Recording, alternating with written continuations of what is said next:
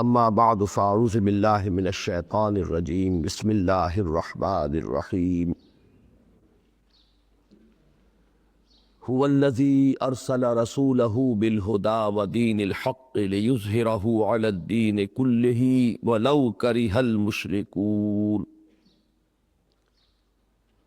یا ایہا الذین آمنوا هل ادلکم علی تجارۃ تنجیکم من عذاب علیم تؤمنون باللہ ورسولہ وتجاہدون فی سبیل اللہ باموالکم وانفسکم ذالکم خیر لکم ان کنتم تعلمون وقال تبارک وتعالی فی آخر سورة الفتح هو الذی ارسل رسولہ بالہدی ودین الحق لیظہرہ علی الدین کلہ کفی باللہ شہیدا محمد رسول اللہ والذین معہ اشداء علی الکفار رحماء بینہم تراہم رکعا سجدا یبتغون فضلا من اللہ ورضوانا سیماہم فی وجوہہم من اثر السجود ذالک مثلہم فی التوراۃ ومثلہم فی الانجیل کزرع اخرج شطأہ فآزرہ فاستغلظ فاستوى علی سوقہ يعجب الزراع ليغيظ بهم الكفار وعد الله الذين آمنوا وعملوا الصالحات منهم مغفرة وأجرا عظيما صدق الله العظيم رب اشرح لي صدري ويسر لي أمري واحلل عقدة من لساني يفقهوا قولي اللهم ربنا ألهمنا رشدنا واعذنا من شرور أنفسنا اللهم أرنا الحق حقا وارزقنا اتباعه وأرنا الباطل باطلا وارزقنا اجتنابه اللهم وفقنا لما تحب وترضاه اللهم وفقنا أن نجاهد في سبيلك بأموالنا وأنفسنا اللهم ربنا ارزقنا حبك وحب حبيبك وحب من يحبك آمین یا رب العالمین۔ رفقائے گرامی،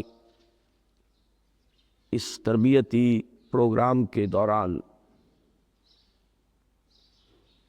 صبح کے وقت درس قرآن کا جو یہ سلسلہ انشاءاللہ 10 روز یا 11 روز جاری رہے گا، اس میں ہم مطالعہ قرآن حکیم کے اس منتخب نصاب نمبر 2 کا سلسلے وار مطالعہ کریں گے، جو خاص طور پر اقامت دین یا اظہار و دین الحق علی الدین کلہ کے لیے جو اجتماعی قوت وجود میں آئے، جو جماعت قائم ہو، اس سے متعلق جو مسائل ہیں ان سے بحث کرتے ہیں۔ ہمارا جو وہ بنیادی منتخب نصاب ہے کہ جو ہماری اس پوری دعوت اور تحریک کی اساس اور بنیاد بنا ہے، جس سے آپ میں سے ہر شخص بخوبی واقف ہے، اس میں جہاں تک اوصاف کا تعلق ہے، افراد میں جو مطلوبہ اوصاف ہیں ان کا ذکر آتا ہے اعمال صالحہ کے ذیل میں،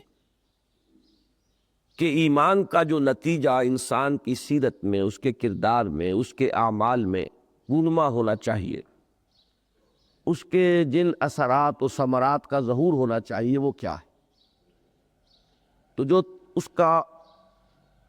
تیسرا حصہ ہے، اس میں آپ کو معلوم ہے کہ سب سے پہلے ہم نے انفرادی کردار اور انفرادی سیرت سے متعلق کچھ مقامات اس منتخب نصاب میں شامل کیے کہ ایک فرد کی تعمیر سیرت کن اساسات پر ہوگی از روئے قرآن، اور ایک پورے طور سے تعمیر شدہ انسانی شخصیت، تعمیر شدہ انسانی خودی، یا ایک پورا میچور انسان یا جو قرآن کا انسان مطلوب ہے اس کی شخصیت کے خد و خال کیا ہے۔ چنانچہ یوں سمجھیے کہ ایک فرد کے اعتبار سے ابتدا اور انتہا، بنیادی اوصاف کیا ہے اور تکمیلی اوصاف کیا ہے، ان کے ضمن میں جہاں تک بنیادی اوصاف کا تعلق ہے سورہ مومنون کی ابتدائی 11 آیات اور بالکل اس کی ہم مضمون سورہ معارج کی آیات، ان کے حوالے سے ہم نے یہ سمجھا کہ وہ عمل صالح کہ جو انسان کی ایک فرد کی شخصیت میں پیدا ہونا چاہیے اس کی اساسات کیا ہیں، شخصیت کی وہ تعمیر کن بنیادوں پر ہوگی۔ پھر سورۃ الفرقان کے آخری رکوع کے حوالے سے ہمارے سامنے وہ پورے طور پر جب عمارت تعمیر ہو گئی اور اس کو آرکیٹیکچرل ٹچز بھی دیے جا چکے، فنیشنگ ٹچز دیے جا چکے، تو کیا حیولہ اس کا سامنے آتا ہے، وہ عباد الرحمن کے جو اوصاف بیان ہوئے ہیں ان کے ضمن میں ہمارے سامنے آ گیا۔ لیکن جب ہم اپنے اس منتخب نصاب کے جو بعد کے حصص ہیں ان پر آتے ہیں تو جہاں جہاد فی سبیل اللہ، دین کے غلبے کے لیے جد و جہد کرنے کی فرضیت، پھر اس سے جی کترانے کا جو نتیجہ نکلتا ہے یعنی نفاق، پھر یہ کہ اقامت دین کی جد و جہد یا غلبہ دین کی جد و جہد کے ضمن میں اساسی منہاج کیا ہے اس کے ضمن میں سورہ جمعہ، تو یہ مقامات تو اس میں شامل ہیں۔ پھر یہ کہ اس کے فوراً بعد تواسب صبر سے متعلق حصہ آ جاتا ہے کہ تکالیف ہو، مصائب ہوں، ابتلاءات ہوں، آزمائشیں ہوں، ان میں ثابت قدم رہنے کی کیا اہمیت ہے اور اس کے ضمن میں کیا ہدایات ہمیں قرآن مجید سے ملتی ہیں۔ لیکن اگر آپ غور کریں گے تو یہ بات سامنے آ جائے گی کہ وہاں ایک خلا رہ گیا تھا۔ وہ خلا یہ ہے کہ خاص طور پر اس سطح پر جو اوصاف درکار ہیں، اقامت دین کی جد و جہد کرنے والوں کو اپنے اندر جو اوصاف پیدا کرنے لازم ہے کہ اگر اس میں کوئی کمی رہ گئی تو وہ ایک اچھا انسان تو ہوگا، اچھا مسلمان بھی ہوگا، اس کی شخصیت کے اندر انفرادی اعتبار سے دل آویزی بھی پیدا ہو جائے گی، اور وہ یقیناً وہ عباد الرحمن کے جو اوصاف آئے ہیں وہ اگر کوئی شخص اپنی سیرت و کردار کے اندر پیدا کر لے تو وہ اللہ کا ایک محبوب انسان ہوگا، وہ عبد الرحمن کہلانے کا مستحق ہو جائے گا۔ لیکن یہ کہ ہر سطح پر کچھ تقاضے جو ہیں نئے ابھر کر سامنے آتے ہیں کہ اقامت دین کی جد و جہد، جہاد فی سبیل اللہ، اللہ کے دین کو غالب اور سربلند کرنے کی جد و جہد کے ضمن میں جن اضافی اور خصوصی اوصاف کی ضرورت ہے ان کو ہم نے اس منتخب نصاب میں، وہ یوں کہیے کہ کوئی بالارادہ نہیں تھا لیکن یہ کہ وہ اوصاف وہاں رہ گئے اور وہ گویا کہ ہمارے اس منتخب نصاب کا ایک خلا تھا۔ اسی طرح جیسا کہ ہمیں معلوم ہے کہ یہ جد و جہد جو ہے، اقامت دین کی جد و جہد، غلبہ دین کی جد و جہد، یہ ایک انقلابی جد و جہد ہے۔ اب اس انقلابی جد و جہد کے لوازم میں سے ہے قیام جماعت، التزام جماعت، نظم کا قیام، امیر اور مامور کا ایک رشتہ۔ اب یہ خود اپنی جگہ پر ایک نہایت اہم موضوع ہے کہ اس جماعت کی بنیاد کیا ہے، اس کی اساس کیا ہے، وہ کس طرح وجود میں آتی ہے، اس کا دستور کیا ہے، اس میں امیر کے حقوق کیا ہے اور اس کے فرائض کیا ہیں،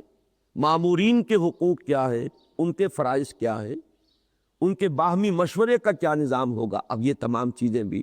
در حقیقت اس اقامت دین کی جد و جہد کے ضمن میں نہایت اہم موضوعات ہیں۔ یہ بھی ہمارے اس منتخب نصاب میں موجود نہیں تھا۔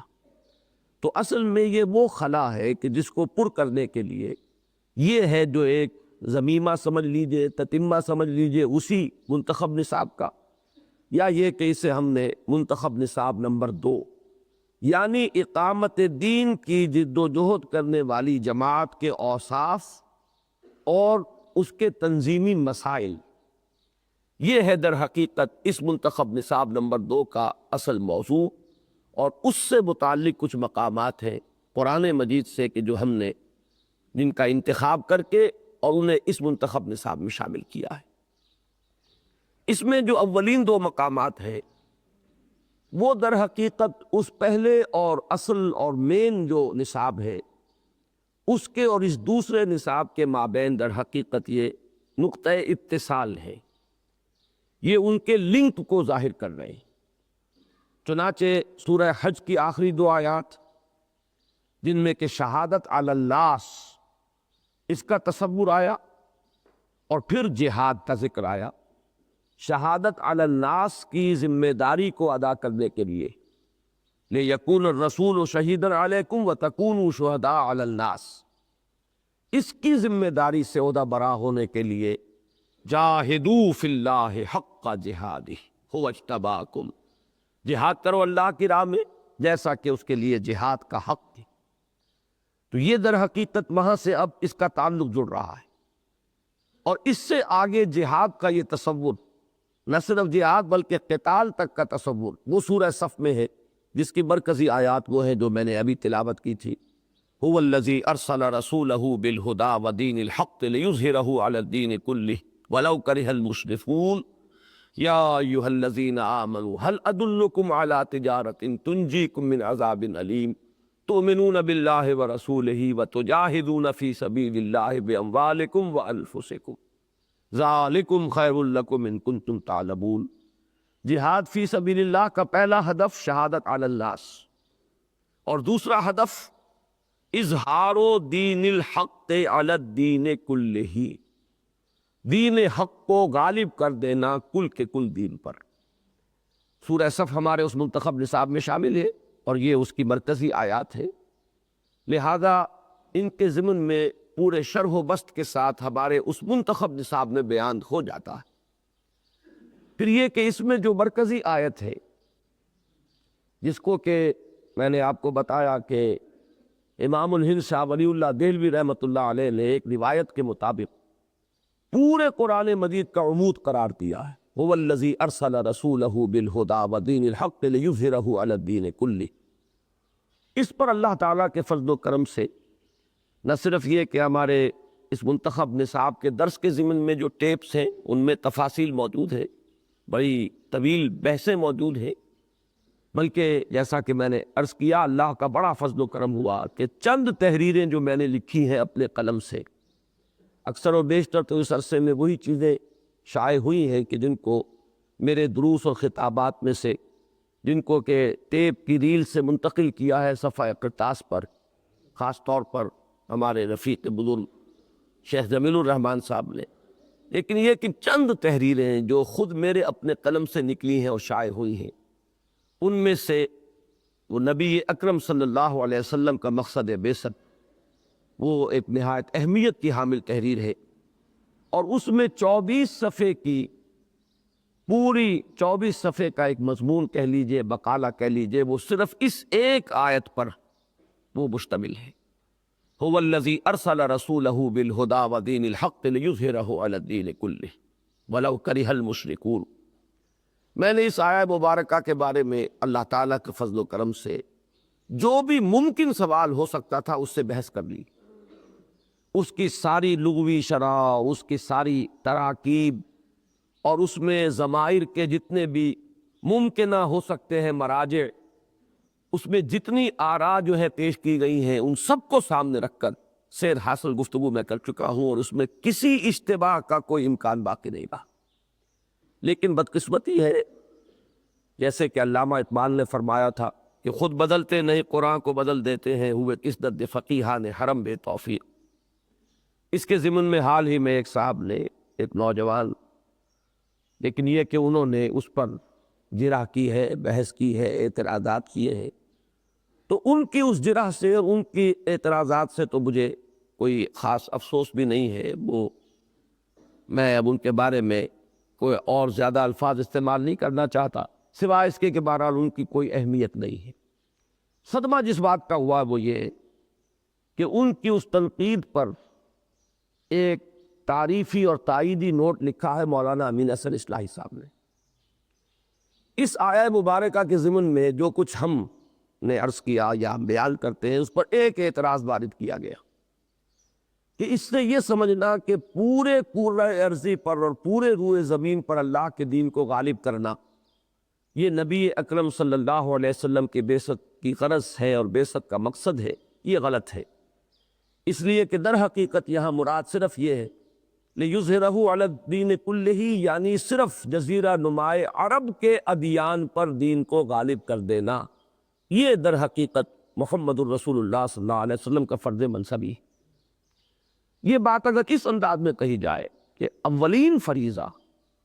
جو بنفس نفیس محمد الرسول اللہ صلی اللہ علیہ وسلم کے ذریعے سے پورا ہونا تھا وہ یہی تھا، اس میں کوئی شک نہیں۔ یہ بات تو ہم بھی بیان کرتے ہیں اور اس میں ایک ترتیب اور تدریج ہے، جیسے کہ شہادت علی الناس کے ضمن میں اگرچہ حضور کی بعثت ہے پوری نوع انسانی کی طرف، ہر انسان جو قیامت تک اس دنیا میں آئے گا وہ در حقیقت حضور کی امت دعوت میں شامل ہے، حضور ہی کی بعثت ہے اس کی طرف بھی۔ لیکن یہ کہ اس شہادت علی الناس کی ذمہ داری کی ترتیب یہ ہوئی کہ حضور نے تبلیغ فرمائی بنفس نفیس اہل عرب کو، اہل عرب نے اپنی تبلیغ کے ذریعے سے ایک امت برپا کر دی۔ اب وہ امت جو وجود میں آئی، اب تا قیام قیامت اس تبلیغ کی ذمہ داری اس کے حوالے کر دی۔ اس طریقے سے یہ دو درجوں میں یہ شہادت علی الناس کی ذمہ داری نبی اکرم صلی اللہ علیہ وسلم کے ذریعے سے پوری ہوگی، کہ ایک درجہ اس کا پہلا وہ ہے یا ایک پہلا مرحلہ کہ حضور نے خود اس ذمہ داری کو ادا فرمایا، اور اب یہ کہ اس کی دوسرے درجے میں یا دوسرے مرحلے میں تکمیل وہ بذریعہ امت محمدی علی صاحب الصلاۃ والسلام ہوگی۔ تو اس میں قطعاً کوئی حرج نہیں ہے اور بات بالکل واضح ہے، اور دو چار کی طرح پر واضح ہے، کوئی اشکال نہیں۔ یہی وجہ ہے کہ حضور نے جب یہ فرمایا کہ بلغوا عنی ولو آیۃ، تو یہ در حقیقت اسی فرض منصبی کی تاکید تھی کہ ہر امتی جو ہے اس ذمہ داری کی تکمیل میں حصہ لے، ہاں ایک ہی آیت کی حد تک لے۔ اور وہاں عنی کا مفہوم میں انگریزی کے الفاظ میں، اصل میں اردو میں وہ بات پورے طور پر آتی نہیں، میری جانب سے تبلیغ کرو، تو اس میں جب آپ انگریزی الفاظ میں اس کے جو اصل مضمر مفہوم ہے اس کو واضح کرتے ہیں تو آن مائی بہاف، جو شخص بھی تبلیغ کر رہا ہے، جس نے بھی کی ہے، وہ معین الدین اجمیری ہو، وہ کوئی علی حجویری ہو رحمہم اللہ، جو بھی آیا ہے اللہ کا اس پیغام کو لے کر کہیں بھی آیا ہے، کہیں بھی گیا ہے، در حقیقت یہ تبلیغ محمدی ہے علی صاحب الصلاۃ والسلام۔ یہ انہی کا وہ فیض ہے کہ جو جاری ہے، جو کر رہا ہے آن ہز بہاف کر رہا ہے، جو کرے گا آن ہز بہاف کرے گا۔ بلغوا عنی ولو آیۃ، پہنچاؤ میری جانب سے خواہ ایک ہی آیت سے۔ بالکل یہی ترتیب اور تدریج جو ہے وہ اس اظہار و دین الحق علی الدین کلہ میں ہے کہ حضور صلی اللہ علیہ وسلم نے جزیرہ نماء عرب پر دین کو غالب کر دیا، غلبہ دین کی تکمیل ہو گئی۔ لیکن اس عمل کو اب وہ جو آخری مرحلہ ہے اور آخری درجے تک جو اس کو پہنچانا ہے، یہ امت کی ذمہ داری ہے۔ لیکن در حقیقت امت کے ہاتھوں جو کچھ ہوگا وہ بھی اصل میں فیض ہے محمد الرسول اللہ صلی اللہ علیہ وسلم کا۔ لہذا اس تدریج کو اگر یہاں بیان کیا جائے تو قطعاً کوئی حرج نہیں، لیکن اگر اس کو محدود کر دیا جائے، غضب یہ ہے کہ اس معاملے میں مولانا امیر حسن اصلاحی صاحب نے بھی ایک، میں سمجھتا ہوں کہ وہ ایک غلطی ہے کہ سورہ جمعہ میں جو آیا ہے کہ وَآخَرِينَ مِنْهُمْ لَمَّا يَلْحَقُوا بِهِمْ، وہ جو پہلی آیت ہے هُوَ الَّذِي بَعَثَ فِي الْأُمِّيِّينَ رَسُولًا مِّنْهُمْ، وہی ہے اللہ جس نے اٹھایا امیین میں ایک رسول انہی میں سے۔ اگلی آیت میں عطف آتا ہے وَآخَرِينَ مِنْهُمْ لَمَّا يَلْحَقُوا بِهِمْ، اور دوسرے انہی میں سے کہ جو ابھی ان میں شامل نہیں ہوئے۔ تو اب یہ معطوف اور معطوف علیہ، اس کے مابین ان کی رائے یہ ہوئی کہ یہ آخرین سے مراد بھی عرب ہی کے لوگ ہیں کہ جو اس آیت کے نزول تک ایمان نہیں لائے تھے، بعد میں ایمان لائے۔ یہ مفہوم ہے جو انہوں نے کیا ہے، اگرچہ ہمیں اس سے اختلاف ہے، اس لیے کہ یہ تو جو اس کلام کی عظمت ہے کہ یہ عطف اس اہتمام سے لایا جا رہا ہے، یہ اس کے ساتھ مناسبت رکھنے والی بات نہیں۔ دوسرے یہ کہ اصل بات یہ ہے کہ ہمارے پاس ایک صحیح حدیث مرفوع موجود ہے، حضور صلی اللہ علیہ وسلم سے پوچھا گیا۔ یہ بار بار میں کہا کرتا ہوں آپ سے کہ بہت سے مقامات قرآن مجید کے ہیں کہ اگر اس کے بارے میں حضور سے سوال کیا گیا ہوتا، حضور جواب دے دیتے، تو پھر کسی طرف اور دیکھنا، ادھر ادھر جھانکنا، یہ تو در حقیقت ایک اعراض کی ایک صورت ہو جائے گی۔ اس لیے کہ قرآن مجید کے اجمال کی تفصیل اور قرآن مجید میں اگر کہیں وضاحت مطلوب ہے تو اس کی توضیح اور اس کی تبیین یہ تو در حقیقت فرض منصبی ہے محمد الرسول اللہ صلی اللہ علیہ وسلم. جہاں ہمیں مل جائے حروف مقطعات میں کوئی قول حضور سے اگر ہمیں صحیح مرفوع مل جائے تو ہمیں کیا ضرورت ہے ادھر ادھر جھانکنے کی اور اس وادی میں اور اس وادی میں سرگردانی کرنے کی. قطعاً کوئی احتیاج نہیں. تو جہاں حدیث سے صحیح موجود اور وہ مرفوع ہو، اب جیسے کہ حدیث یہ حروف مقطعات کے ضمن میں بارہا میں نے کہا ہے کہ حضرت عبداللہ ابن عباس رضی اللہ تعالی عنہما کا ایک قول ملتا ہے لیکن مرفوع نہیں ہے، تو محسوس ہوا کہ وہ ان کا اپنا ایک وجدانی خیال ہے، ایک ذوقی خیال ہے، لہذا امت نے کسی نے چاہا قبول کیا، کسی نے چاہا تو قبول نہیں کیا. لیکن مرفوع قول ہوتا کہ حضور صلی اللہ علیہ وسلم نے یہ فرمایا تو پھر تو ظاہر بات ہے کہ ہمارے لیے قطعاً کوئی اس بات کی ضرورت نہیں، بلکہ اگر کوئی شخص جو ہے وہ اس کی کوشش کرتا ہے تو وہ گویا کہ نبی اکرم صلی اللہ علیہ وسلم کے مقام اور مرتبے سے آگاہ نہیں. بدقسمتی سے اس معاملے میں ان سے یہی ہوا. حضور کی مرفوع حدیث موجود، پوچھا گیا یہ آخرین منکم کون ہے، آخرین سے مراد کیا ہے؟ حضور صلی اللہ علیہ وسلم نے اس وقت اسی محفل میں موجود تھے حضرت سلمان فارسی، اشارہ کیا اس کی قوم، اور پھر آپ نے فرمایا یہ حکمت اگر سریا پر بھی ہوگی تو اس کی قوم کا ایک فرد وہاں سے لے آئے گا. اب یہ گویا کہ صرف ایرانی نہیں بلکہ یوں سمجھیے کہ جو ایرین ریس ہے، آریائی نسل، یہ اس کے خاص وصف کی طرف حضور نے اشارہ کیا ہے. اس میں حکمت، فلسفہ، منطق، یہ جو یوں سمجھیے کہ وہ کوٹ کوٹ کر بھری ہوئی. یہ قوم جو ہے آریائی نسلیں ہی تو ہے. یونان میں کون تھے؟ ایرینز ہے. ایران میں ایرینز ہے. ہندوستان میں کون تھے؟ یہ بھی آریا ہے. اور یہی تین عظیم ترین مراکز رہے ہیں فلسفہ اور منطق کے. تو یہ آریائی نسل کے اندر ایک خاص اس کی جو خصوصیت ہے وہ یہ ہے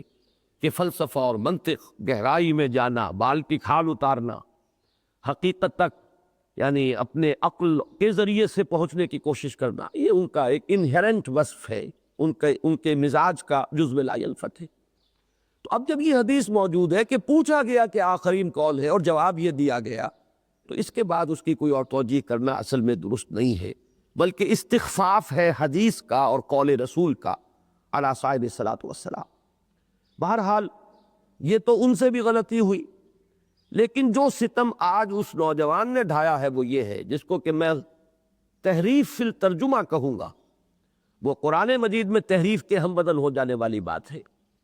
کہ اس سے پہلے یہ تو ہوتا رہا کہ کسی آیت کے مفہوم میں اگر آپ نے یہ سمجھا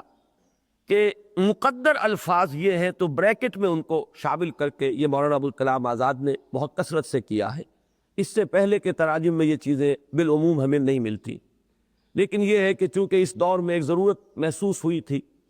کہ قرآن مجید کا لفظی ترجمہ کیا جائے تو وہ کچھ انمل بے جوڑ سا نظر آنے لگتا ہے. ایک تو احتیاط کی وہ انتہا تھی کہ ہر لفظ کے نیچے اس کا ترجمہ آئے، چاہے وہ اردو کا جو ایک کنسٹرکشن ہوتی ہے جملے کی وہ اس کا حق اس میں ادا نہ ہو، تقدیم و تاخیر ہو جائے، کوئی پرواہ نہیں، لیکن لفظ کے نیچے لفظ آئے تاکہ یہ ہے کہ ہماری ذمہ داری جو ہے وہ کوئی اس میں شامل نہ ہو جائے کہ ہم نے وہ ترکیب بدل دی، ہم نے ترتیب بدل دی، اس سے مفہوم میں کوئی اگر اور یعنی رنگ پیدا ہو گیا تو ذمہ داری ہو جائے گی. تو ترجمہ آپ کو نظر آئے گا لفظی ترجمہ، اور صرف لفظی نہیں، لفظ بلفظ ترجمہ، کہ ہر لفظ کے نیچے اس کا لفظ جو ہے وہ آ جائے تاکہ وہ ہمارے اپنی جو ہے ذمہ داری وہ کم سے کم. پھر اس میں ایک ٹینڈنسی آئی کہ ذرا باب محاورہ کرنے کی کوشش کی جائے، چاہے اس ترجمے میں تقدیم و تاخیر ہو جائے کہ کوئی لفظ یہاں پہلے ہے وہاں بعد میں آ گیا ہے، لیکن پھر بھی التزام کیا گیا کہ لفظ بلفظ ترجمہ ہو، لفظی ترجمہ ہو. لیکن اس صدی کے آغاز میں تراجم میں ایک نیا ذوق اور رجحان پیدا ہوا کہ ایسا ترجمہ ہو کہ جس کو پڑھ کر انسان اس مفہوم کو پورے طور پر سمجھ لے. لہذا اس کے لیے کچھ اضافے بریکٹس میں کرنے کا آغاز کیا گیا. ان بریکٹس میں کرنے کا مطلب یہی ہوتا تھا کہ یہ متن میں نہیں ہے، لیکن ہمارے نزدیک ان الفاظ کے اضافے سے اس آیت کا مفہوم جو ہے اس کا ترجمہ رواں بن جاتا ہے اور بات واضح ہو جاتی ہے. تو یہ مولانا ابوالکلام آزاد نے اس کو شروع کیا. مولانا اشرف علی تھانوی رحمۃ اللہ علیہ ان کے ترجمے میں بھی بہت کثرت کے ساتھ یہ بریکٹس آتی ہیں. مولانا ابوالکلام آزاد نے تو وہ اس میں جو اپنی توجیحات ہیں یا اپنی تعویلات ہیں ان کو بھی شامل کیا ہے، لیکن یہ کہ جو غضب ڈھایا ہے اس نوجوان نے وہ یہ ہے کہ بریکٹس میں نہیں بلکہ هو الذی ارسل رسولہ بالہدی ودین الحق لیظہرہ علی الدین کلہ میں، تاکہ اسے عرب کے تمام ادیان پر غالب کر دے، اس کو باضابطہ بغیر بریکٹ کے اس متن کے ساتھ شامل کر دیا ہے۔ یہ در حقیقت میرے نزدیک نہ صرف یہ کہ ایک بہت بڑی جسارت ہے، بہت بڑی گمراہی ہے، بلکہ میں تو یہ سمجھتا ہوں کہ یہ تحریف فی القرآن کے مساوی۔ آپ جو مفہوم سمجھتے ہیں آپ کو حق ہے کہ آپ اسے بیان کریں۔ اول تو بہتر شکل یہ ہے کہ آپ اسے حواشی میں یا اپنے تفسیری جو بھی عبارت ہے اس میں اس کو بیان کریں۔ مزید اگر جرت کرنی ہے، اگر اس کا اضافہ کرنا ہی آپ سمجھتے ہیں تو بریکٹس میں کریں۔ جو چیز کہ قرآن مجید کے اس متن میں سرے سے موجود ہی نہ ہو، وہ آپ کا اپنا ایک ذہن ہے، آپ کا اپنا ایک فکر ہے، وہ ایک تعویل ہے جو آپ کے سامنے آئی ہے، اسے اس کو بغیر بریکٹس کے اس کے متن میں شامل کر دینا، میں پھر یہ عرض کروں گا کہ یہ بڑی زیادتی ہو کیوں رہی ہے۔ اصل میں انسان جب کسی سبب سے کسی شے کی مخالفت پر کمر کس لے تو جس طریقے سے حضور نے فرمایا کہ حب کو شے یومی کا ویسن، تیرا کسی چیز سے محبت کرنا تجھے اندھا بہرا بنا دیتا ہے، اسی طرح یہ مخالفت اور دشمنی اور بغض اور عناد ہے کہ وہ بھی انسان کو اندھا بہرا کر دیتا ہے۔ تو مجھے در حقیقت صدمہ زیادہ اس پر ہے کہ ان مضامین پر مولانا امین حسن اصلاحی صاحب نے بھی تائیدی نوٹ لکھا ہے۔ وہ اقامت دین کے بحث میں کیا ہے وہ تو انشاءاللہ کل میں بیان کروں گا۔ اس وقت میں نے صرف چونکہ ان دو آیات کے حوالے سے ان صاحب نے مجھ پر تنقید کی تو میں نے اس کی وضاحت کر دی ہے، اور میں نے اسی لیے جو تازہ میثاق آیا ہے اس میں شاہ ولی اللہ دہلوی رحمۃ اللہ علیہ نے اس آیہ مبارکہ پر جو کچھ لکھا ہے وہ میں نے اس میں شامل کر دیا ہے، ازالت الخفا عن خلافت الخلفاء سے، کہ چند عربی اشعار کسی کو یاد ہو اور جاہلی شاعری سے اگر کسی شخص کو کوئی مناسبت ہے تو اس کے معنی یہ نہیں ہے کہ وہ شاہ ولی اللہ سے بھی آگے نکل گیا، نہ شاہ ولی اللہ سمجھے قرآن کی اس عبارت کو، اور شاید عربی صرف و لحب جو ہے وہ شاہ ولی اللہ کی نگاہوں سے بھی اوجھل رہی۔ تو یہ چیزیں در حقیقت یہی وہ ادعا ہوتا ہے اور یہی وہ انسان کا نشوز ہے اس کی طبیعت کا، کہ جس سے پھر فتنے جنم لیتے ہیں اور جس سے امت کے اندر طرح طرح کے جو ہے وہ گمراہیاں پیدا ہوئی ہیں اور پھلی پھولی۔ تو اللہ تعالی ہمیں اس سے اپنی امان میں اپنی حفاظت میں رکھے۔ تو میں اس آیہ مبارکہ پر تو اس وقت کچھ عرض نہیں کر رہا، تفصیل سے میں لکھ چکا ہوں، مجھے پورا اطمینان، اور میں نے اس کے جو مختلف ترجمے کیے گئے ہیں، لِیُظْہِرَہُ کی ضمیر فاعلی کیا کیا امکانات ہے، ہو کی ضمیر مفعولی کیا کیا امکانات ہے، ان سب کو زیر بحث لا کر اور یہ ثابت کیا ہے کہ جہاں تک مراد ہے اس میں قطعاً کوئی فرق واقع نہیں ہوتا۔ اللہ غالب کر دے اپنے دین کو، کوئی اس سے بھی نتیجے میں فرق واقع نہیں ہوگا کہ فاعل حقیقی تو اللہ ہی، لیکن اس کے لیے محنت انسان کو کرنی پڑتی ہے، مشقت محمد الرسول اللہ نے جھیلی ہے، فاقے آپ کو برداشت کرنے پڑے ہیں۔ شیب بنی ہاشم کی 3 سال کی اسیری کہہ لے، نظر بندی کہہ لے، محصوری کہہ لے، اس کی سارے شدائد اور مصائب کا تو معاملہ حضور کے ساتھ ہوا ہے۔ صحابہ کرام کو اپنی جانیں دینی پڑی ہے، حضور کو اپنے جسم اطہر پر پتھراؤ برداشت کرنا پڑا ہے۔ تو یہ اس میں کوئی فرق واقع نہیں ہوتا، فاعل حقیقی اللہ ہے۔ ما رمیت اذ رمیت ولکن اللہ رما، عالم واقعہ میں تو حضور نے وہ مٹھی بھر کر کنکریوں کی پھینکی تھی، اللہ تعالیٰ نے فرمایا آپ نے نہیں پھینکی، ہم نے پھینکی ہے، ہاتھ ہے اللہ کا، بندہ مومن کا ہاتھ۔ تو کوئی نتیجے کے اعتبار سے فرق واقع نہیں ہوتا۔ کمائی ہم کرتے ہیں، رازق اللہ ہے۔ ذرا بیٹھ جائیے ہاتھ پر ہاتھ رکھ کر، نہ ہل چلائیے، نہ کام کیجیے، نہ کارخانے میں محنت کیجیے، اور اللہ کے رزاقیت پر اپنے اعتماد کا اور یقین کا ثبوت فراہم کیجیے۔ رازق حقیقی اللہ ہے، اگرچہ اس کے لیے محنت، مشقت، معاشی بھاگ دوڑ وہ انسان کرتا۔ اسی طرح اظہار دین الحق علی الدین کلہ کا فاعل حقیقی اللہ ہے، اس کے لیے محنت و مشقت محمد الرسول اللہ والذین معہ صلی اللہ علیہ وسلم ورضی اللہ تعالی عنہم اجمعین، یہ محنت و مشقت انہیں کرنی پڑی۔ تو فرق کیا ہوا؟ کسی نے کہا لیظہرہ میں ہو کی ضمیر جو ہے مفعولی وہ حضور کی طرف جاتی ہے تاکہ اللہ غالب کر دے اپنے رسول کو، نتیجہ پھر بھی وہی آ جائے گا۔ اس لیے کہ رسول کے غلبے کا مطلب تو دین ہی کا غلبہ تھا۔ رسول نے کوئی اپنی امپائر فاؤنڈ نہیں کی، کوئی اپنی ڈائنیسٹی شروع نہیں کی، کوئی اپنے نام سے حکومت قائم نہیں کی۔ رسول نے تو یہ کیا ہے، دوسرے انتہا پر معاملہ نظر آتا ہے کہ جبکہ عام مسلمانوں کے گھروں کے اندر بھی کشادگی ہو گئی تھی، فراوانی تھی، تنگی ختم ہو چکی تھی، اس وقت بھی اپنا چولہا جو ہے وہ ٹھنڈا رکھا ہے، جبکہ سب کے ہاں جو ہے خدام تھے اور خادم اور کنیزیں تھیں۔ اپنی لخت جگر جو ہے حضرت فاطمہ رضی اللہ تعالی عنہا، اسے کوئی کنیز، کوئی غلام عطا نہیں کیا۔ تو وہ غلبہ جو ہے محمد کا صلی اللہ علیہ وسلم، وہ غلبہ کسی شخصیت کا نہیں ہے، وہ غلبہ در حقیقت دین کا ہے۔ ان کا غالب آ جانا دین کا غالب آ جانا۔ تو جتنے بھی امکانات ہیں وہ سارا کا سارا میں نے اس مضمون کو میں چاہتا ہوں کہ آپ حضرات اچھی طرح پڑھیں، تاکہ یہ فتنے جو اٹھ رہے ہیں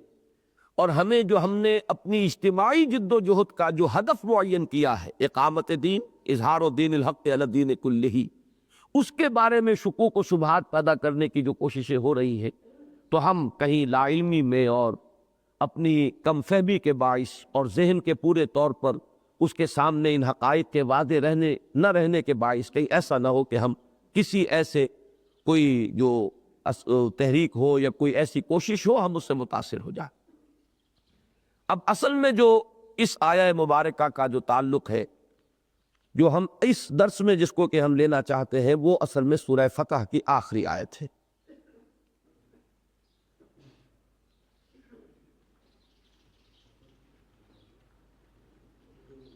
یہ اس کتابچے میں صفحہ 6 پر ہے۔ اس اقامت دین کی جد و جہد اور اس غلبہ دین کی جو جد و جہد ہے، جو فرمایا گیا کہ هو الذی ارسل رسولہ بالہدی ودین الحق لیظہرہ علی الدین کلہ وکفی باللہ شہیدا۔ یہ جد و جہد کس نے کی اور وہ کن اوصاف کے حامل تھے؟ یہ ہے اس آخری آیت کا جو مضمون ہے، اور وہ ہمارے اس منتخب نصاب کے ساتھ گویا کہ اس منتخب نصاب کے ساتھ اس کا لنک یہاں سے قائم ہو رہا ہے۔ محمد الرسول اللہ والذین معہ۔ پہلے تو اس کی ترکیب کے بارے میں ایک اختلاف ہے، اس کو سمجھ لیجئے۔ ایک رائے یہ ہے کہ محمد الرسول اللہ یہ مکمل جملہ ہے اور یہ علیحدہ ہے، والذین معہ سے ایک نیا جملہ شروع ہو جاتا ہے جسے ٹیکنیکلی استیناف کہا جاتا ہے، کہ یہاں سے ایک نئی بات اور نیا جملہ شروع ہو رہا ہے جس کا سابق جملے کے ساتھ تعلق نہیں ہے۔ چنانچہ اس صورت میں ترجمہ کیا ہوگا؟ محمد اللہ کے رسول ہے، جملہ مکمل ہو گیا، جملہ اسمیہ خبریہ۔ محمد صلی اللہ علیہ وسلم مبتدا، رسول اللہ مضاف مضاف الیہ ہو کر خبر ہو گئی، جملہ کامل ہو گیا۔ محمد اللہ کے رسول ہے۔ دوسرا جو ہے، دوسری رائے اس کی روح سے کیا ہوگا؟ اللہ کے رسول محمد اور وہ لوگ جو ان کے ساتھ ہیں، یہ مل کر معطوف اور معطوف علیہ جمع ہو کر اب یہ مبتدا بنے گی، خبر بعد میں آئے گی، وہ ہے اشداء علی الکفار رحماء بینہم۔ خبر اول ہوگی اشداء علی الکفار، خبر دوم ہوگی رحماء بینہم، اور یہ سلسلہ آگے چلے گا۔ تو یہ پورا جو ہے معاملہ خبر کا ہو جائے گا، اور یہ مبتدا ہے کہ اللہ کے رسول محمد صلی اللہ علیہ وسلم اور وہ لوگ جو ان کے ساتھ ہیں، ان کے یہ اوصاف تھے۔ اگر پہلی رائے لی جائے تو یوں بات ہوگی کہ جہاں تک تعلق ہے محمد کا صلی اللہ علیہ، وہ تو اللہ کے رسول ہے ہی، تو وہ تو گویا کہ تمام کمالات و محاسن کے جامع ہیں، ان کے بارے میں تو کچھ کہنے کی احتیاج ہی نہیں۔ آفتاب آمد، دلیل آفتاب، ان کے وہ خصائص، ان کے وہ اوصاف، ان کے وہ محاسن، ان کے وہ کمالات، وہ تو از خود روشن ہے، ان کے کسی ذکر کی حاجت نہیں۔ صرف یہ کافی ہے کہہ دینا، وہ جو ہم کہتے ہیں اپنے محاورے میں کہ ہاتھی کے پاؤں میں سب کے پاؤں، تو ایک جملے میں گویا کہ وہ ساری بات آ گئی، جتنی بھی ان کی مدح ہونی تھی وہ اس میں ہو گئی۔ محمد اللہ کے رسول ہے صلی اللہ علیہ وسلم، اب اس پر مزید کسی اور شے کے اضافے کی کوئی احتیاج ہی نہیں۔ اب گویا کہ اوصاف جو بیان ہو رہے ہیں، جن کو ظاہر کیا جا رہا ہے، وہ حضور کے ساتھی، وہ آپ کی وہ جماعت، اس کے افراد، ان کے اوصاف ہے کہ جن کو یہاں پہ نمایاں کیا جا رہا ہے۔ اور دوسری شکل میں یہ اوصاف ظاہر بات ہے کہ جب تمام کمالات و محاسن محمد الرسول اللہ کی ذات گرامی میں جمع ہے تو یہ بھی بدرجہ اتم بدرجہ کمال بتمام و کمال آپ کے اندر بھی موجود ہے. اس اعتبار سے ان دونوں کو مبتدا بنا لیا جائے تو خبر میں بھی دونوں شریک ہو جائیں گے. لیکن ہمارے اعتبار سے ظاہر بات ہے کہ اس میں جو اہم تر پہلو ہے عملی اعتبار سے وہ ہے اب آگے کہ وہ جو حضور کے ساتھی ہے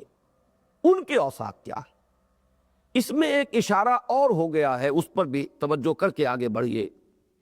کہ اس میں جو جماعت قائم ہوتی ہے اقامت دین کے لیے اس کی ہیئت ترکیبی کی طرف بھی ایک اشارہ موجود ہے. اس کا تعلق ہوگا سورہ صف کی آخری آیت سے کہ وہ جمعیت کس طور سے فراہم ہوتی ہے کہ کوئی کہتا ہے من انصاری اللہ اور دوسرے لوگ اس کی اس پکار پر لبیک کہہ کر کہتے ہوئے یہ اقرار کرتے ہیں کہ نحن انصار اللہ. یہ ہے اصل میں وہ جس کو کہ ہم کہیں گے کہ یہ ترکیب ہے اس جماعت کی، یہ سنتھیسس ہے اس جماعت کا. ظاہر بات ہے کہ وہ داعیان حق پہلے قوم تھے، انبیاء تھے، رسول تھے. حضرت عیسیٰ علیہ السلام نے ندا لگائی کما قال عیسیٰ ابن مریم للحواریین من انصاری اللہ قال الحواریون نحن انصار اللہ. اب یہاں اس کو بیان کرنے کا مطلب کیا ہے؟ اس کا مطلب یہی ہے کہ آج یہی کام محمد الرسول اللہ کر رہے ہیں صلی اللہ علیہ وسلم. رسول وہ ہے، دین کو غالب کرنا اصلاً ان کا فرض منصبی ہے، جیسے دین کی تبلیغ اصلاً ان کا فرض منصبی ہے. امتی جو بھی اس میں حصہ لے رہا ہے وہ آن ہز بہاف وہ حصہ لے رہا ہے، اس کام میں ان کا مددگار بنا ہے. جتنے بھی ساتھی آوان و انصار بنے ہیں، حضرت ابوبکر کے بارے میں نے بارہا عرض کیا ہے کہ حضور صلی اللہ علیہ وسلم پر ایمان لانے کے بعد جس طرح وہ قبر بستہ ہوئے ہیں اس پیغام کو آگے پہنچانے پر اس کا سب سے بڑا مظہر یہ ہے کہ عشرہ مبشرہ میں سے 6 چوٹی کے جو حضرات ہیں صحابہ کرام میں سے 10 ان میں سے 6 وہ ہے جو حضرت ابوبکر رضی اللہ تعالیٰ عنہ کی دعوت و تبلیغ سے ایمان لائے. لیکن یہ کہ اصل ذمہ داری جو ہے وہ محمد رسول اللہ کی ہے، وہ در حقیقت حضور کی جانب سے اس فرض کو ادا کر رہے ہیں. اسی طریقے سے غلبہ دین هو الذی ارسل رسولہ بالہدی ودین الحق لیظہرہ علی الدین کلہ. تو یہ تو ایک رسالت کی ذمہ داری ہے. تو اصلا ذمہ داری کس کی ہے؟ محمد الرسول اللہ کی. اور جو بھی اب ان کے ساتھ آئے ہیں وہ ان کے آوال و انصار ہیں، یہ ان کے مددگار ہیں، یہ ان کے دست و بازو بنے. یہ ہے وہ سنتھیسس اس جماعت کا کہ جس بنیاد پر کہ وہ جماعت وجود میں آئی. اسی کی طرف اشارہ کر دیا گیا محمد الرسول اللہ والذین معہ، اللہ کے رسول محمد صلی اللہ علیہ وسلم اور وہ لوگ جو ان کے ساتھ ہیں، یہ مل کر اب ایک جماعت بنو. حضور کی حیثیت اب اس جماعت میں ایک تو وہ حیثیت ہے آپ کی کہ جو تمام حیثیتوں سے بالا تر وہ تو ہے کہ آپ رسول ہیں. لیکن اب یہاں ایک اور نسبت قائم ہو گئی، وہ امیر اور مامور کی ہے. جیسے اور بے شمار نسبتیں قائم ہوئی، ویسے تو یہ کہ سب سے نیچے جائیے تو حضور کے ساتھ ایک نسبت حضرت عائشہ کی ہے، شوہر اور بیوی کی نسبت ہے. ایک نسبت جو ہے حضرت ابوبکر سے ہے کہ داماد اور خسر کی نسبت ہے. مختلف نسبتیں حضرت علی سے ہے کہ داماد اور خسر کی نسبت ہے. لیکن یہ کہ بحیثیت مجموعی جو نسبتیں قائم ہوئی، حضور امیر ہیں، تمام صحابہ مامور ہیں، حضور حاکم ہے اور سب لوگ جو ہے وہ گویا کہ آپ کا وہ حکم تسلیم کر رہے ہیں. حضور کسی وقت جسٹس کے ذمہ داریاں ادا کر رہے ہیں، چیف جسٹس ہے اس ریاست کے، اور جو فریقین ہیں جو پیش ہوئے دونوں مسلمان ہیں، لیکن ان کی اس وقت نسبت آپس میں مدعی اور مدعا علیہ کی ہے، اور منصف کی حیثیت اور جج کی حیثیت، قاضی کی حیثیت محمد رسول اللہ کی ہے. تو یہ اضافی نسبتیں قائم ہوئی. وہی ایک نسبت ہے اس جماعت کے اندر امیر اور مامور کی کہ جو قائم ہوئی محمد الرسول اللہ اور صحابہ کے مابین. لیکن یہ کہ اس کا اصل سنتھیسس کیا ہے؟ محمد الرسول اللہ والذین معہ.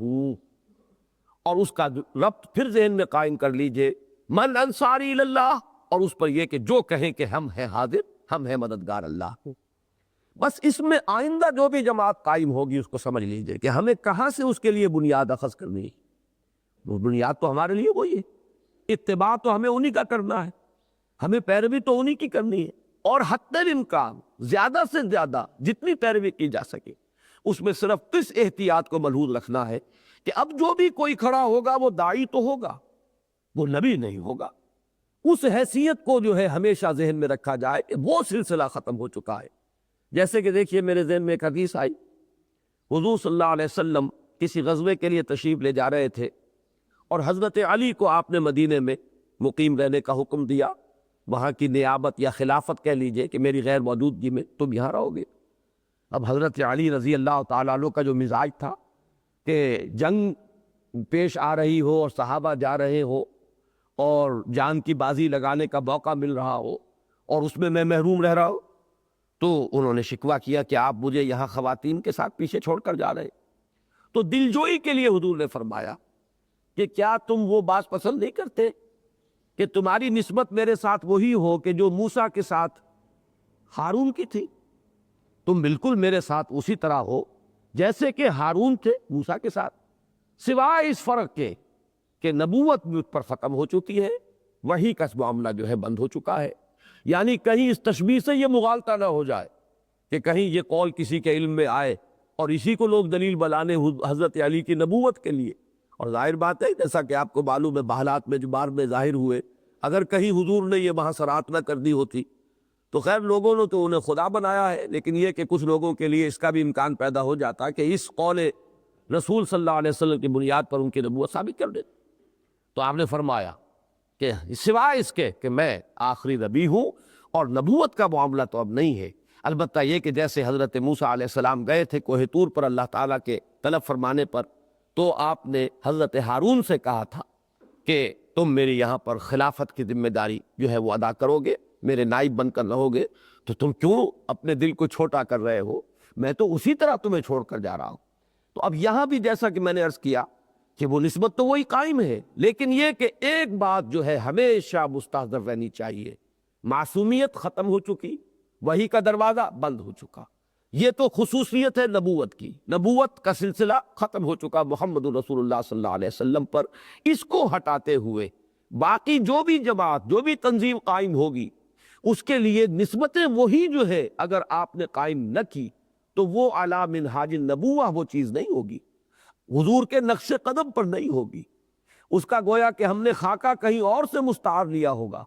جبکہ ہمیں ہر چیز کے اندر پیروی کرنی ہے۔ اتباع رسول صلی اللہ علیہ وسلم صرف عبادات ہی میں نہیں ہے بلکہ وہ تو پوری زندگی میں ہے، اور اقامت دین کی جد و جہد جو کہ سب سے بڑی اور سب سے اعلیٰ اور سب سے بلند منزل ہے اس دین کی، اس کے لیے بھی وہ سارا کا سارا نقشہ جو ہے ہمیں وہیں سے لینا ہے، ان ایسنس اینڈ ان اسپرٹ۔ لیکن یہ ہے کہ یہ فرق ہمیشہ ملحوظ رہے کہ کہیں کسی شخصیت کے بارے میں کوئی مبالغہ، کسی کے بارے میں عقیدت میں کوئی غلو، کسی کے احترام اور اس کے آداب کو ملحوظ رکھنے میں جو حد اعتدال ہے اس سے تجاوز، اگر یہ ہو جائے گا تو شخصیت پرستی کی بنیاد پڑ جائے گی، ایک نیا فتنہ جو ہے شروع ہو جائے گا۔ لیکن یہ کہ بہرحال اس کے اندر احتیاط کو ملحوظ رکھتے ہوئے بقیہ ہمیں جب پیٹرن وہیں سے لینا ہے، سارا نقشہ وہیں سے اخذ کرنا ہے، تو اس میں ہمیں اس جماعت کی نوعیت جو ہے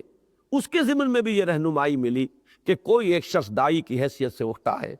اور وہ ایک کام کا بیڑا اٹھاتا ہے، اللہ تعالیٰ اس کو ہمت دیتا ہے، اس کے اندر ایک ارج پیدا کرتا ہے، ایک جذبہ ابھارتا ہے۔ پھر میں اس لیے کہہ رہا ہوں کہ ہر چیز میں فاعل حقیقی، مؤثر حقیقی تو اللہ ہی ہے۔ کسی کے دل میں ارادہ پیدا ہوا ہے تو وہ بھی اللہ کا عطا کردہ ہے، کسی کو انشراح عطا ہو گیا ہے کہ راستہ یہ ہے، ایک تو منزل ہے جس کا قصد کیا جا رہا ہے، جانا کہاں ہے، ایک یہ کہ وہ طریق کون سا ہے جو اس منزل تک پہنچائے گا، وہ راستہ کون سا ہے جو اس منزل تک ہمیں پہنچائے گا۔ تو پہلے تو اس ہدف کا اور منزل کا تعین ہے، پھر اس راستے کا شعور ہے کہ جو راستہ اس منزل تک پہنچانے والا ہے۔ ان دونوں چیزوں کے بارے میں اللہ تعالیٰ اگر کسی کو انشراح عطا فرماتا ہے، وہ یہ محسوس کرتا ہے کہ جائی جاست، بات یہی ہے، حق یہ ہے۔ اب ظاہر بات ہے جیسا کہ میں نے کئی مرتبہ کہا کہ لو بگیٹس لو، تو یہ انشراح ہی ہے کہ جو منتقل ہوتا ہے ساتھیوں میں، یہ یقین ہی ہے کسی کا کہ جو منتقل ہوتا ہے اس کے اعمال و انصار میں،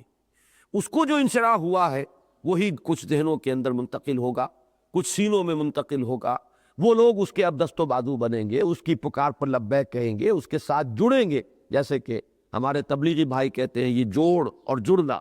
بالکل صحیح لفظ ہے اور سادہ اور عام فہم لفظ ہے کہ اب یہ جڑ کر اس فرد کے ساتھ اس کے دائرے بنتے چلے جائیں گے، پہلے 4-6 آدمی آئے، پھر اس کے بعد اور بڑھے، پھر اور بڑھے، لیکن یہ ہے اصل میں وہ فطری ترتیب جس کے برعکس اس دور کا ایک تصور ہے۔ وہ تصور یہ ہے کہ کچھ لوگ مل جل کر ایک جماعت بنائیں۔ یہ تصور یہ بھی ہوتا ہے، انجمنیں اسی طرح بنتی ہیں۔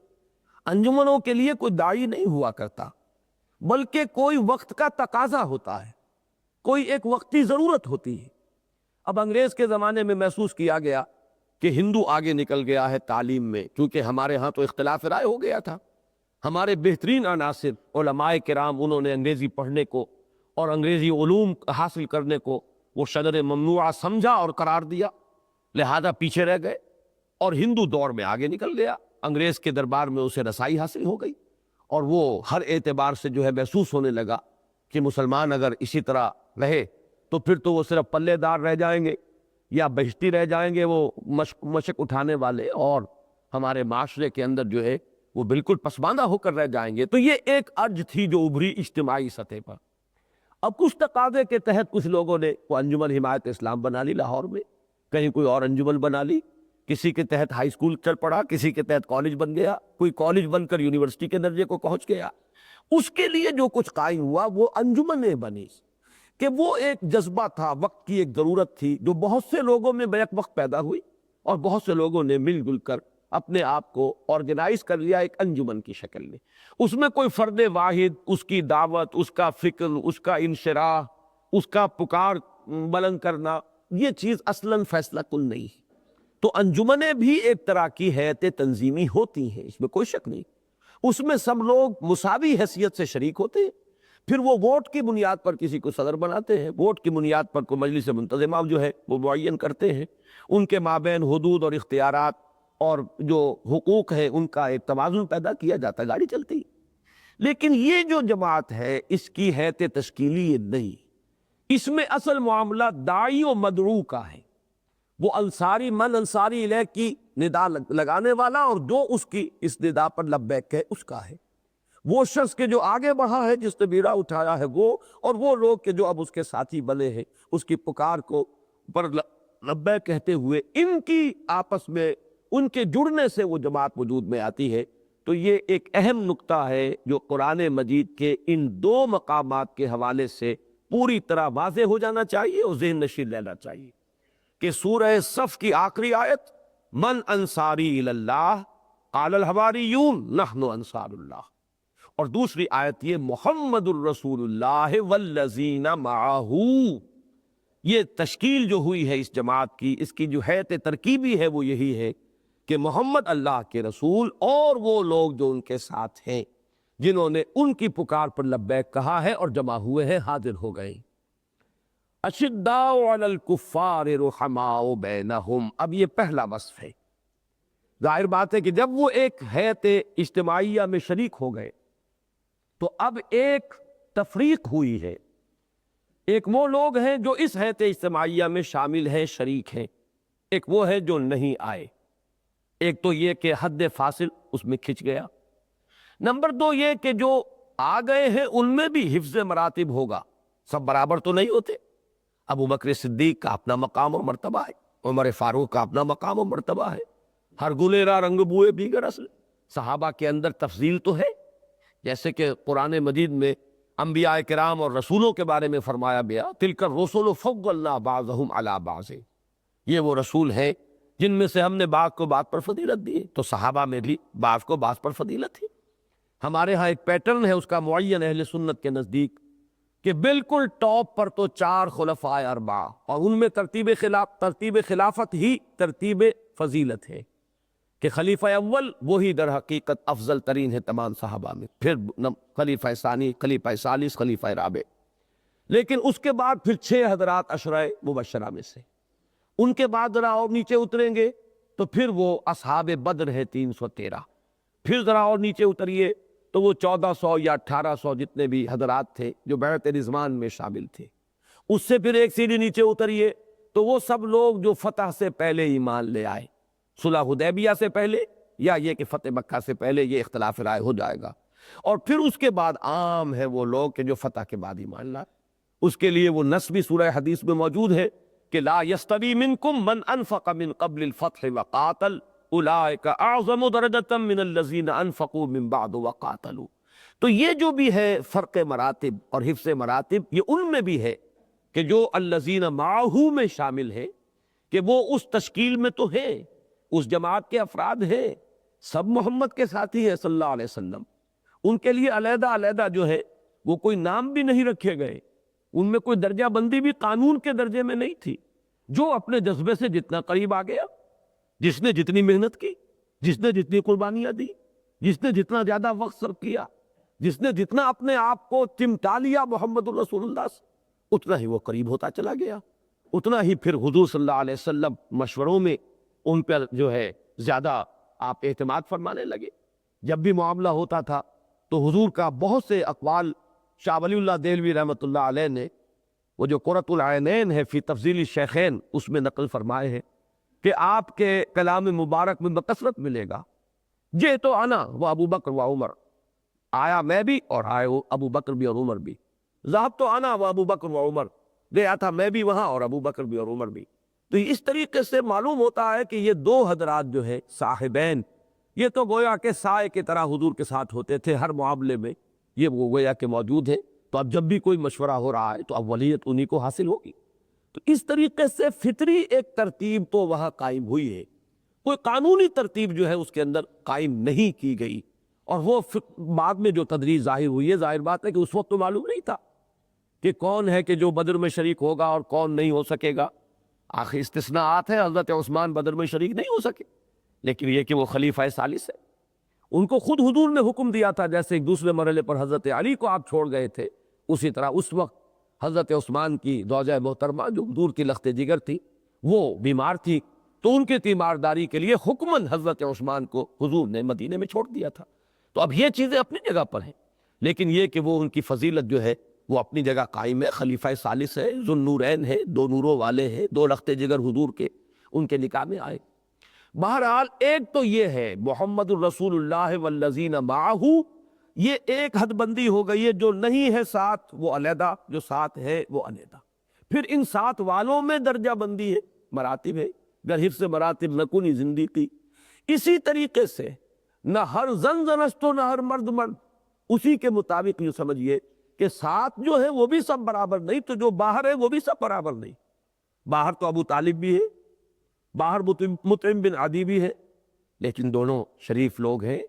حضور کی مخالفت نہیں کر رہے ہیں بلکہ تعاون ہی کر رہے ہیں۔ وہ بھی لوگ ابھی ساتھ نہیں آئے تھے کہ جو شیب بنی ہاشم میں پہاڑ کی چوٹی کو عبور کر کے اور رات کے وقت جا کر کچھ کھانے پینے کا سامان دے کر آتے تھے۔ حکیم ابن حزام ہے، وہ چونکہ بعد میں ایمان لے آئے، رضی اللہ تعالیٰ عنہ، صحابی ہے، لیکن اس وقت تک تو ایمان نہیں لائے تھے۔ تو باہر جو ہے ان میں بھی درجہ بندی ہوگی۔ ایک وہ ہے کہ جو ساتھ تو نہیں ہے لیکن معاند نہیں ہے، مخالف نہیں ہے، دشمن نہیں ہے، ایذا پر کمر بستہ نہیں ہے۔ ایک وہ ہے کہ جو مخالفت میں پیش ہے، اب ان میں بھی ہر ایک کا درجہ ہوگا۔ کسی میں وہ عناد اور دشمنی اور بغض جو ہے محمد صلی اللہ علیہ وسلم والذین معہ کی، وہ آخری درجے کو پہنچی ہوئی، جیسے ابو جہل ہے، ابو لہب ہے، چاہے وہ انتہائی قریبی رشتہ دار ہے۔ ابو جہل تو بہرحال قبیلہ ایک کہہ لیجئے، گھرانہ ایک نہیں ہے، لیکن ابو لہب تو قبیلہ وہ، گھرانہ وہ، خاندان وہ، اور چچا اور بھتیجے کی نسبت ہے ابو لہب نے اور حضور صلی اللہ علیہ وسلم میں۔ لیکن یہ ہے کہ جس قدر دشمن وہ ہے اتنا ہی دشمن ابو لہب بھی ہے۔ تو یہ درجہ بندی بھی ذہن میں رکھیے، اور اسی کے اعتبار سے اب نسبت بدل جائے۔ پہلی چیز جو اس اجتماعیت کی تقویت کے لیے لازم ہے کہ دلی تعلق کا معیار اب کسی کے مطابق ڈھل جائے۔ جو اجتماعیت ایک مقصد کے تحت وجود میں آئی ہے، اس مقصد کے ساتھ جتنی گہری کمٹمنٹ ہوگی، جتنا گہرا تعلق قلبی ہوگا، اس کا ظہور ہونا چاہیے اب اس مقصد کے حوالے سے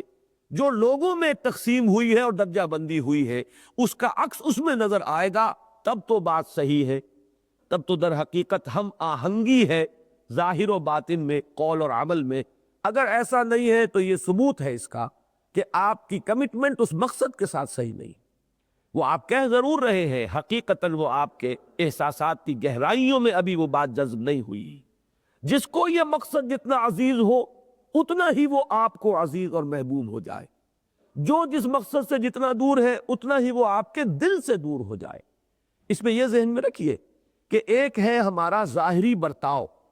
اس میں قانون کا معاملہ ہوگا، کون باپ ہے، کون ماں ہے،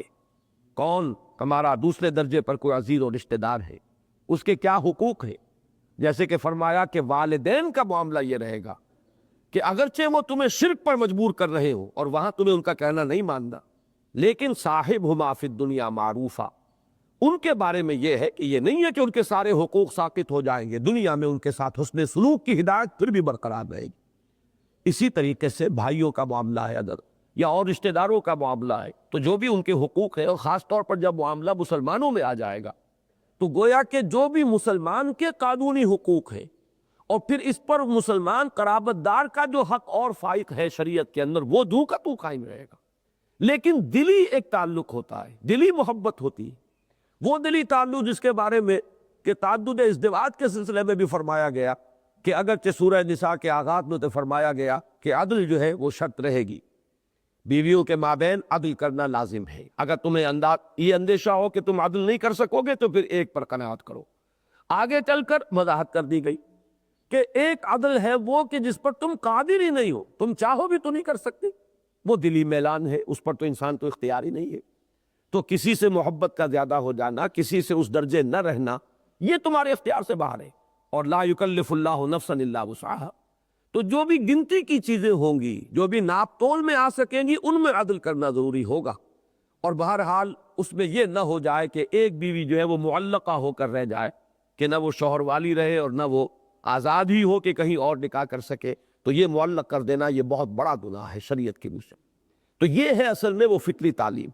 کہ اس میں جو ہے قلبی میلان، اگر یہ ہے تمہارا ان لوگوں کے ساتھ جو تمہارے اس مقصد میں تمہارے ساتھی نہیں، جو اس سفر میں تمہارے ہم سفر نہیں، تو اس کا مطلب یہ کہ اس سفر کی قدر و قیمت ہی ابھی تک تم پر منکشف نہیں ہوئی، اس کی حیثیت کو تم نے نہیں جانا۔ جیسے قرآن مجید میں آتا ہے ما قدر اللہ حق قدرہ، انہوں نے اللہ کی قدر نہیں کی جیسے کہ قدر کرنی چاہیے تھی، اللہ کو کا اندازہ نہ کیا جیسا کہ کرنا چاہیے تھا۔ سارا معاملہ ہمارا ویلیو سٹرکچر پر ہوتا ہے، ویلیو سسٹم، کس چیز کی آپ کی نگاہ میں کتنی قدر و منزلت ہے، اسی کے اعتبار سے آپ کا رویہ جو ہے طے پائے گا۔ تو یہ قدر کا سارا معاملہ ہے۔ اگر آپ نے اس کام کی قدر کو سمجھا ہو تو پھر ان لوگوں کی قدر و منزلت آپ کی نگاہ میں ہوگی، ان سے محبت آپ کو ہوگی جو اس کام میں آپ کے شریک ہیں، آپ کے دست و بازو ہیں، آپ کے ساتھ لگے ہوئے ہیں، جو جس کو کامریڈ آپ کہتے ہیں، کلیگ کہتے ہیں، ہم سفر کہتے ہیں، ہم مقصد ساتھی کہتے ہیں، اور ان کے ساتھ نہیں ہوگی کہ جو اس میں آپ کے ساتھ نہیں ہے، اور جو اس مقصد کے دشمن ہو، جو اس کے ساتھ بغض اور عناد کی نسبت رکھتے ہو، جو اس کے راستے میں روڑے اٹکاتے ہو، اب ان کے ساتھ تو ظاہر بات ہے کہ کسی درجے میں کوئی مروت کا معاملہ جو ہے وہ بھی نہیں رہے گا۔ پھر تو اس لیے کہ دشمنی اور دوستی اگر معیار ہے اللہ کا معاملہ، تو ظاہر بات ہے کہ وہاں تو پھر اب حقیقت کے اعتبار سے پوٹینشلی وہ ایک دشمنی کی نسبت قائم ہو جائے گی۔ جو اللہ کا دشمن ہے وہ ہمارا دشمن، جو اللہ کے دین کا دشمن ہے وہ ہمارا دشمن، چاہے وہ مسلمان ہو، اپنے آپ کو مسلمان کہلا رہا ہو، چاہے وہ ہمارا بھائی ہو، ہمارا بیٹا ہو، وہ ہمارے رشتہ دار ہو، عزیز ہو۔ تو جہاں تک وہ لوگ ہیں کہ جو مخالفت پر کمر کس چکے ہو، ان کے معاملے میں پھر وہ ہوگا اشداء کا معاملہ، بہت بھاری ہے ان پر جو کفار، انکار کرنے والے، معاند۔ میں یہ اس لیے وضاحت کر رہا ہوں کہ دوسری جگہ قرآن مجید میں غالباً سورہ مجادلہ میں وہ آیت موجود ہے کہ اللہ تعالیٰ تمہیں ان غیر مسلموں سے وہ دوستی رکھنے سے نہیں روکتا کہ جنہوں نے دین کے معاملے میں مخالفت نہیں کی، تم سے جنگ نہیں کی، تمہارے خلاف کوئی جتھا بندی نہیں کی، ان کے ساتھ کوئی دوستی رہے تو کوئی حرج نہیں ہے۔ جن سے کہ روکتا ہے تمہیں شدت کے ساتھ، جو کہ ایمان کا بنیادی اور لازمی تقاضا ہے کہ اگر اس کو بھی پورا نہیں کرتے تو اصل میں ایمان مشکوک ہو جائے گا، وہ ہے ان لوگوں کے ساتھ کوئی رشتہ محبت اور رشتہ اخوت یا رشتہ دوستی کا برقرار رہنا کہ جو جتھا بندی کر رہے ہیں، محاذ آرائی کر رہے ہیں دین کے خلاف، جو تمہارے مد مقابل ہو کر آئے ہیں میدان جنگ میں، اب اس بنا پر کہ تمہارے کوئی خاندانی روابط تھے، اس بنا پر کہ کبھی تم حلیف رہے ہو، اس بنا پر کہ کوئی خونی رشتہ ہے، اگر تمہاری محبت قائم رہی تو اس کا مطلب یہ ہے کہ پھر اللہ اور اس کے رسول کے ساتھ تمہاری محبت سچی نہیں۔ تو یہ فرق و تفاوت قرآن نے کیا ہے، یہاں کیونکہ اجمال ہے وہ فرق یہاں بیان نہیں ہوا، تو میں نے مناسب سمجھا کہ اس کو یہاں میں کھول دوں کہ یہ ایک یوں سمجھیے ایک دوسرے کا عکس، اشداء علی الکفار رحماء بینہم، کہ جو بھی مخالفین ہیں، معاندین ہیں، ان پر بہت بھاری۔ اس کا یہ مطلب نہ سمجھیے کہ ان کے در پہ آزار رہنا ہر وقت اور ان کی جڑ کاٹتے رہنا، یہ اس سے مراد نہیں۔ بھاری ہونا اس معنی میں کہ وہ یہ محسوس کریں کہ یہ لوگ بڑے اپنے موقف پر سخت ہیں، بڑے ڈٹے ہوئے ہیں، ان کو ہلانا آسان نہیں، بھاری ہے ان پر اور سخت ہے ان پر۔ تو وہ سخت جو ہے وہ عمل کا، رویے کا سختی کا معاملہ نہیں ہے، بلکہ محسوس ہو کہ جسے ہم محاورے میں کہتے ہیں کہ ان میں تو انگلی دھسانے کا کوئی موقع نہیں، یہ نرم چارہ نہیں ہے کہ جدھر چاہیں ہم انہیں موڑ لیں، ذرا سی کچھ خاطر مدارات کرے اور ہم انہیں کچھ اپنی طرف مائل کر لیں اور راغب کر لیں، ذرا سی تالیف قلب ان کی کرے اور انہیں ان کے مقصد سے اب منحرف کر لیں۔ نہیں نہیں، بہت بھاری ہے، چٹانوں کے مانند ہے، اپنی جگہ پر ڈٹے ہوئے ہیں۔ جس طریقے سے کوہ ہمالیہ کو ہلانا ممکن نہیں، ایسے ہی ان کو ہلانا ممکن نہیں۔ یہ اس کا اصل ایسنس ہی ہے۔ اشداء علی الکفار رحماء بینہم، آپس میں نہایت نرم۔ ان کا اپنا ساتھی کوئی آ کر اگر کوئی ضرورت پیش کرتا ہے تو فوراً یوسرون علی انفسہم ولو کان بہم خصاصہ،